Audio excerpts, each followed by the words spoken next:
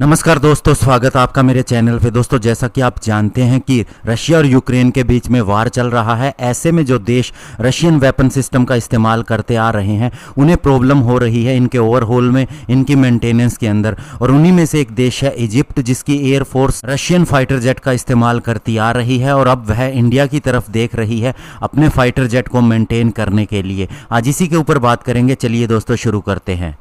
तो दोस्तों, Egyptian air force के air marshal Mohammed Abbas Helmy India का दौरा कर सकते हैं आने वाले कुछ हफ्तों के अंदर। और उनका एजेंडा ये रहेगा कि इंडिया के साथ डिफेंस कोलैबोरेशन किया जाए, स्पेशली जो रशियन मिलिट्री आर्सेनल है उन्हें मेंटेन करने के लिए।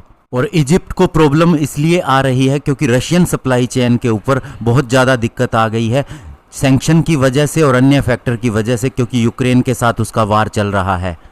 इजिप्टियन एयरफोर्स के पास 50 MiG-29 है और 60 से ज़्यादा Mi-17 हेलीकॉप्टर है, जिनकी फ्लीट को अब मेंटेन करना उनके लिए एक बहुत बड़ा सिरदर्द हो गया है। हालांकि इजिप्टियन एयरफोर्स के ऊपर यह भी प्रेशर था कि वह अपने इन फाइटर जेट को यूक्रेन को दे, लेकिन उन्होंने इसका सामना किया। लेकिन अब इसकी मेंटेनेंस के अंदर जो प्रॉब्लम आ रही है, इसकी वजह से उसे काफ़ी ज़्यादा दिक्कत हो रही है। जहां तक दोस्तों इंडिया की बात है तो इंडियन कंपनी HAL यानी Hindustan aeronautics limited already Klimov RD-33 series 3 engine जो MiG-29 UPG की फ्लीट के अंदर काम आता है उसे मैन्युफैक्चर कर रही है और बहुत से अन्य स्पेयर्स को भी घर पर ही बना रही है।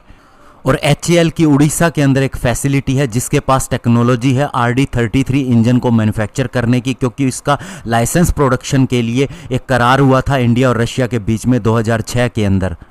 इसके अलावा HAL ने 60 इंडियन एयरफोर्स के MiG-29A को MiG-29 UPG के अंदर अपग्रेड किया था रशिया के द्वारा सप्लाई की गई किट की मदद से लोकली ही। और साथ ही वह अब 40 MiG-29K जो इंडियन नेवी ऑपरेट करती है उनके लिए भी इंजन सप्लाई करता है।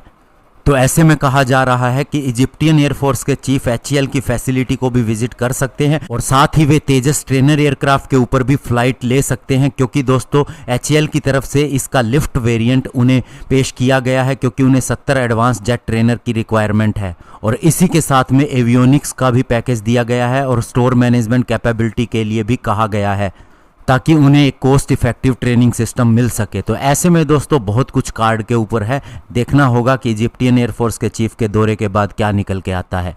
धन्यवाद, जय हिंद।